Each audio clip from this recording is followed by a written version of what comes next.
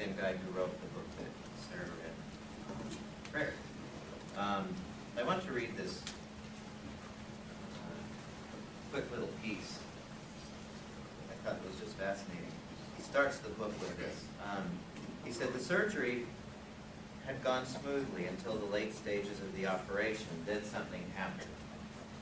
As her physician was closing the incision, Sarah's heart stopped beating.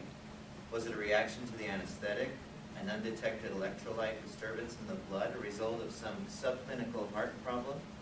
The cardiac monitor suddenly showed ventricular fibrillation, a wild, chaotic electrical storm in the heart in which no effective beat takes place. But the emergency was all over in a minute. For it took no more time than that for the anesthesiologist to defibrillate her with the life pack device that was always at the ready in the operating room. Yet Sarah had something else to show for her surgery experience besides the ache in her side where the stone-filled gallbladder had been removed, and the concentric reddish rings on her chest left by the sting of the defibrillator's paddles. She had something else to show that amazed her and the rest of the surgery team as well. A clear, detailed memory of the frenetic conversations of the surgeons and nurses during her cardiac rest, the operating room layout, the scribbles on the surgery schedule board in the hall outside, the color of the sheets covering the operating table, the hairstyle of the head scrub nurse, the names of the surgeons in the doctor's lounge down the corridor who were waiting for her case to be concluded. And even the trivial fact that her anesthesiologist that day was wearing unmatched socks. All this she knew, even though she had been fully anesthetized and unconscious during the surgery and the cardiac arrest. But what made Sarah's vision even more momentous was the fact that since birth she had been blind. So, what we're talking about here, what I want to explore here, present to you, and probably some of you have some background or have had some time to explore this on your own. When I've given this, I used to, with my online class, ask if the students have had, or if they know somebody else who have had an experience like this. And I've been keeping pretty careful track of the numbers of people who have experiences like that. And right now, well, I stopped doing it this semester, but up until the spring semester, it was fully 1/3 of the people in a class of over 100 who had either had one themselves or had known of somebody who had had some kind of an experience like what we're talking about here.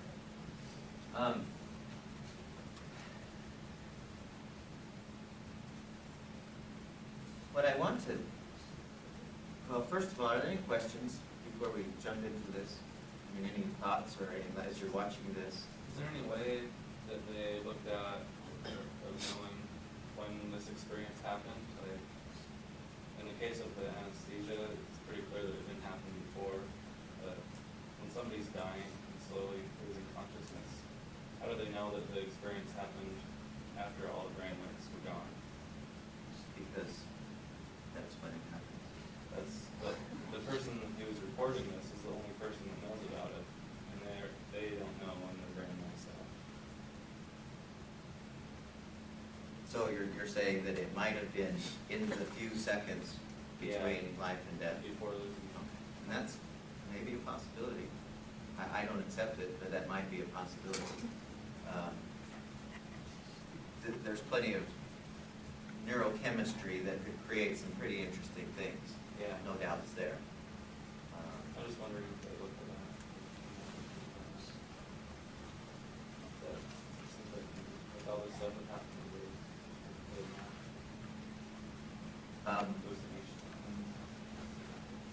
Well, as we get into this, the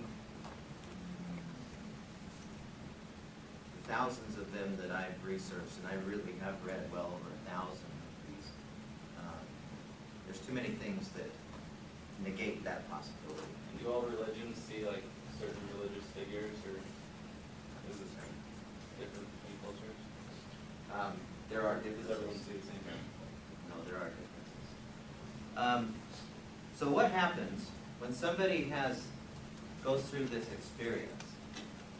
There's kind of steps or stages that not everyone, it doesn't happen to everyone. Not everyone has all of these things happen to them, but everyone has one or more of them.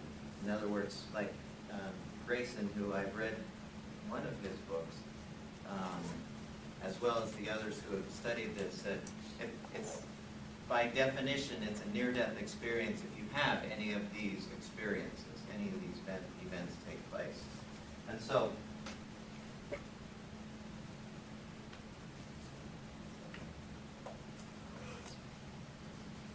which do you choose?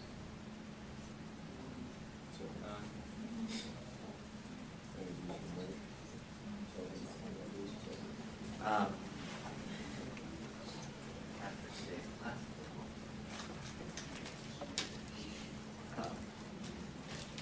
So when somebody has one of these, has a near-death experience,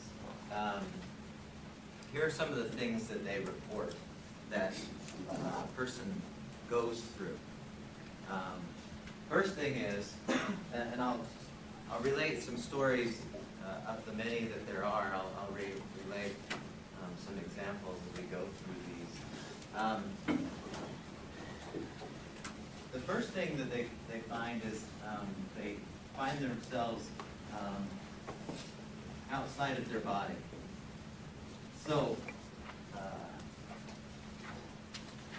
and it's almost always, I shouldn't say almost always, a frequent amount of the time, they find themselves up in a corner of the room. And I don't know why this is. I don't know why any of this happens.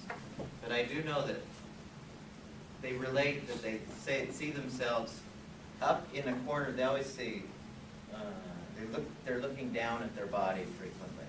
There's actually one researcher that I was looking at. They actually have a journal, a scientific journal called the International Journal of Near-Death Studies,